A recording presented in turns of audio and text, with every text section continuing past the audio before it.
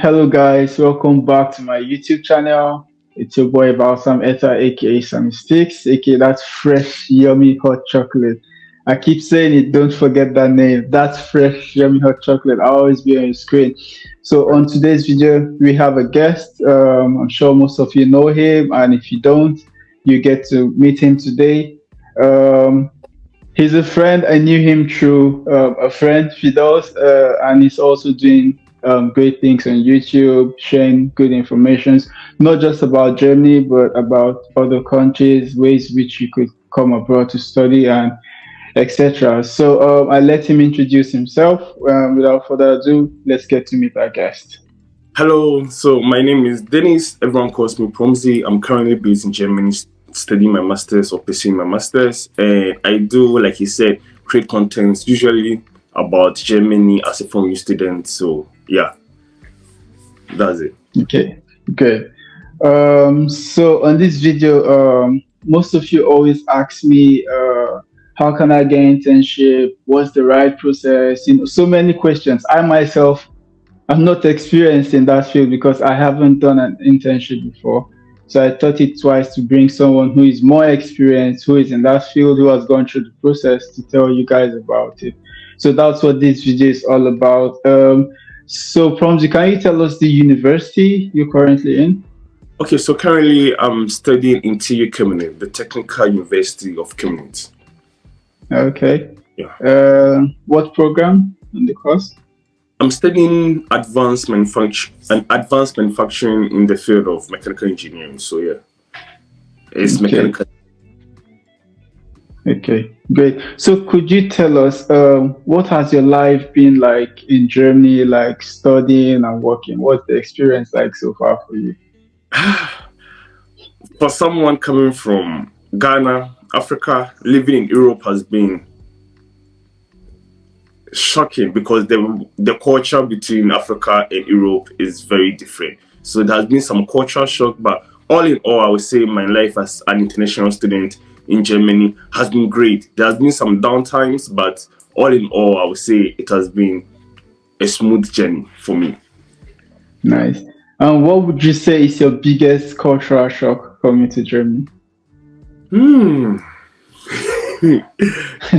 I wouldn't have one. I will have several. I think the people, Nigeria, life on the street of Nigeria is different from life on the street in Germany.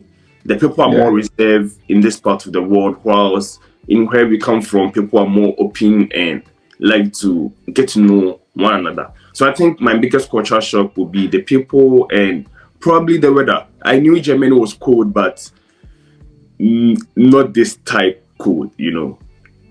Yeah, okay. Okay, so about your internship. So could you tell us about the whole process of getting an internship in Germany? Is it challenging, the ups and the lows, Getting an internship in Germany is very difficult. I wouldn't want to come and say that it isn't difficult. Then if I say it's not difficult, once you start applying and you get some rejection, you'll be like, oh, there's something wrong with my CV or with my portfolio. That's why I'm getting rejection. Getting into the market firm in Germany is very challenging, but I would say it's doable. Once you decide to get an internship, you have to make up your mind that you want to get an internship, because the journey of getting an internship, at least with the good companies, isn't that easy. Yeah, nice. So just before we go on, guys, so just so you know, he has done, I think you're still in the second internship, right? Yeah, I'm currently in my second internship. Okay, so Promzi has currently gone through with like 2 major internships with 2 major companies like BMW, and Tesla. Come on. To get into these companies, it's not like child's play. So your first internship would be with BMW, right? Exactly. That was my first internship and my first professional experience in the German market. Okay, so tell us about the whole process, how you applied, and like the process of how you got the internship with BMW. Okay, so To begin with, in Germany, we have two types of internship. We have the voluntary one and the compulsory one. The first one I did, the first part of it was compulsory because I needed it to be part of my studies. And that was like 3 months internship with a company. So using that one to get an internship is not as challenging as going in voluntary because the companies prioritize the people who are doing their internship as part of their studies over those who just want to gain professional experience. So I think that's the first thing you should know. If it's required by your studies to do an internship, it's relatively easy than you just applying straightforward that, oh, you want to gain some experience in the various companies. Yeah. So with the compulsory one, usually you get a formal document from the university that, oh, this person has to do an internship with a company in order to fulfill his master's or his bachelor's, whatever you're doing. So with that one, it comes easier. Not very easy, but comparing to the voluntary one, it comes way easier comparing to the voluntary one. Okay. So what do you think BMW actually look out for, when picking like students for internship? Uh, in my field, I think it changes from field to field. Some require some experience. It depends on the position. Is the position willing to teach someone zero from the scratch, or they need someone who is a little bit more experienced in the field? In Ghana, there's something we do call NSS, National Service. I think Nigeria, they have their NYSC. NYC. I think that Yeah. one went a long way to help me because I had some form of experience in the working field, and some people didn't have that, and it's very challenging if you've only gone through the education system without any experience, and during your masters you're going to get your first experience. So usually I advise people, if you have the chance, especially people from Ghana, that you have to do your service or come to Germany right after your university. If you are coming through the education route, then I advise you have at least your national service. That's if you're going to be in the education field. If you're coming through marriage and other things, that might not be necessary because my national service in Ghana has really helped me getting other opportunities here because they want to start off with something. What have you done so far? What did you do in your last experience? What was your roles? What did you contribute to the team? They want to know that, oh, you're not just hiring someone who knows the books, but at least has some form of experience, one or two. Nice, nice. So in a nutshell, you actually need some sort of experience to get selected. It will make it easier if you have Yeah. experience. I know people who didn't have any experience but was able to enter into the market. It could be that they were very good in their field, maybe they were first class students, or they Yeah. really met the requirements the company needed. But all in all, with some experience, it will be easier for you to get into the field without any experience. Okay. Nice. So just before we go to the next question, this is the time where you get to smash the subscribe button, like, leave this comment, share this video. I mean, it's a growing channel that we will get to a wider audience. And also do well to subscribe to Prom's channel. He's also a content creator. He makes good content out there. You should check out his channel. I'm going to leave a link in the comments so you could also subscribe to his channel. So tell us about the second one. I'm really interested about this in particular, Tesla. Come on. How were you able to get this? Like, what was the process like? Was it also difficult or was it like same process with the first one? So for me, like I said, getting the BMW gave me extra experience. So now I had like more experience in the field. So I think that one helped me to get the internship I'm doing with Tesla, even though it wasn't a compulsory internship. So I would say the first one was more challenging than the second one because the first one is a German company and some level of German was required. With Tesla, it's an American company, so most often than not, they don't really require that you know how to speak the German language. unless they feel demand for it, but majority of their roles could be done in English. So I would say the first one has been more challenging. The second one was quite a smooth because I had been in the automotive industry and moving from one big automotive to another big automotive was kind of easy comparing the two. Okay, so but do you get to drive these cars like as one some of the benefits attached to the internship, or only if your job is required to do it? I would say only if your job is required to do it, but it's a car company. They have the cars. I don't know how to. It's like working in a pen factory. They make pens. If you want to write with a pen, of course you go through some process, but it's way easier getting a pen in a pen company than getting a car in a car company. They give cars if your job requires it, and it's easier to drive a fancy BMW or a Tesla, but it should be related to the job. You can get a proper fat, how do you call it, test drive with the companies, but you have to register, have a German license, and say, oh, you want to go for a drive in the company's car. And it's very fun as part of the internship here. Okay, great. So the next question I actually got from someone, and I said I was going to ask you as well. So, what do you advise students to do, to take thesis with the university or to take thesis with the company? Ideally, I would say, for me personally, I would say thesis with a company. However, I tried it and it's extremely difficult. Extremely difficult. Comparing getting a thesis at the university and internship at the university, the thesis is like 100 times more difficult than the internship. Because with the thesis, at the end of the day, you are going to share the outcome with the public, the university, and the general public. And the companies, you have to sign NDAs, that's non-disclosure agreement. That limits the amount of information you're going to put out there. But since the thesis require a detailed study, the university usually don't compromise on.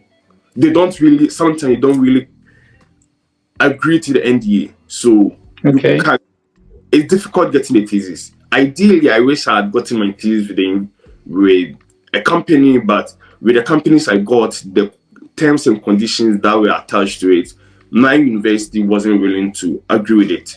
So it depends on the person. At the end of the day, if you get a company that's willing to put out some information out there in your company, your university allows it, then cool. But it's really difficult to get a thesis with a company. Usually the big companies, because they don't want some information to be out there, especially breaking like some technologies that they are working on that is not known to the public or that is not very advanced. They can literally come and make a research on it and tell the public about it. So that is only the downside of getting a thesis with a company. Okay, great. So, what impact did knowing the language play in getting this internship? Because I know you speak German. Yeah. For both internship, it was basically English. Even though the BMW was advertised in German, the team it was an international team. I would say it has given more confidence. Now I don't shy away from adverts that is being published in German because I know even if the interview is done in German, of course I'm not going to kill it like it's in English, but it gives me the confidence to apply for the job regardless. Maybe someone who doesn't speak German wouldn't apply for the job. I will go in and apply for the job and they might consider me. So it doesn't really play a major role, but it has given me the confidence to go forward and say that I want this position or I want to at least try and get the position. Okay. Okay. Nice. So, the next question is, I mean, you don't need to say, but most students will always about the money, like you rightly said, voluntary and involuntary and all of those things. But what you earn from your internship, is it enough to take care of your monthly expenses? With most companies, I think the voluntary one, which is related to your studies, pays a little as compared to, sorry, the mandatory one, which is related to your studies, pays a little it's not that low, but there's some slight difference because one is one you still have to pay your insurance, and one the company pays your insurance, because the voluntary is like considered somehow working, while the mandatory one doesn't even count to your 120 days because you are doing it mainly for your studies. So there's a slight difference with that one, usually around 200 euros.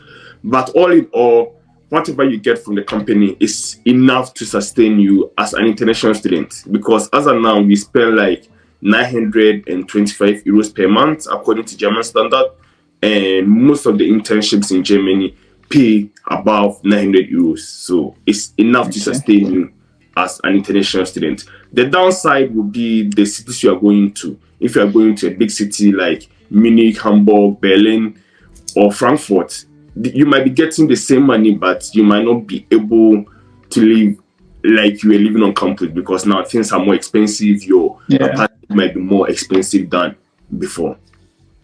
Okay. So when you prepare your CV for this internship, do you put it in German or in English? Let me just say, I've been lucky to do my internship in BMW and now in Tesla. I always say I'm not an expert in the field of recruitment, HR, CV stuff, because I still struggle. Even if I decide to do another internship, I will still go through the struggling process, get a lot of rejections, and finally get one. So I'm not the best when it comes to CV writing, let me see. But one thing I know that's the golden rule in Germany is that if the job is being advertised in German, then your CV should be in German. If the job is being advertised in English, then your CV should be in English. So that's the golden rule I heard in the market, and that's what I've been following since I started this application process. Okay, great. So what website do you use in applying for some of this internship? For me, I know people use Indeed, Stepstone, LinkedIn, and other online platform. For me, I usually go to the company's website. Even if I find the job on Indeed or wherever I find it, that means the job has been advertised on the official website. So I'm always applying through the company's official website. So if I want to do my internship with Amazon, I go to do my search wherever. If I find a position, I go back to the website, Amazon's website, look for the position, and apply through there. So for me, I'm always applying through their official website. Yeah. So guys, try to spread your search, like try to broaden your horizon. Don't just limit yourself to some of the known websites. Try to also check the company's website. You might just be lucky. And just so you know, applying to some of these positions can be challenging, and you could face so many rejections. But it's one of those things. Don't give up. Just keep applying. You never know when yours will come. One is definitely yours. Just keep trying. That's the goal. So finally, before we end this video, what would be your advice to students who are actually applying? You know, generally, what would be your advice? For me, I would say, do you want to do your internship? If the answer is yes, then you have to keep on applying. Because when I started my application, I didn't know the rejection rate on the market. Some people are lucky, they apply for a few tens, like 20, and they get into the market. For me, like, I didn't have someone to guide me, teach me how to go about it. It was very difficult. I did a lot of applications. So I would say that if your goal is to do an internship, you have to keep on applying. And of course, you can't be making the same mistakes. If your CV isn't good, you have to develop your CV before you apply. If you have 100 days to do your application, I would say use like 70 days to develop your CV and use the rest of the 30 days to do your application, because your CV is what will give you your interview and eventually give you the position. Yeah, exactly. So just like you've heard from Z, keep applying, tailor your CV according to what is required. You know, don't do outside what is not required. And yes, from Z, I just want to say thank you so much for your time and for sharing this information with us. I myself, I actually learned a lot from this, and I feel when I'm about applying for internship, because I think my course also requires internship at some point. Now I have the experience. And also, if you feel you have some other questions, you can also reach out to Promzi. He has a channel and also on Instagram. Promzi, maybe you should just call out your Instagram handle. The handle is Promzi_boat, and the channel is Promzi Boat. Yeah, I'm going to leave a link to his channel in the description so you could easily access his channel.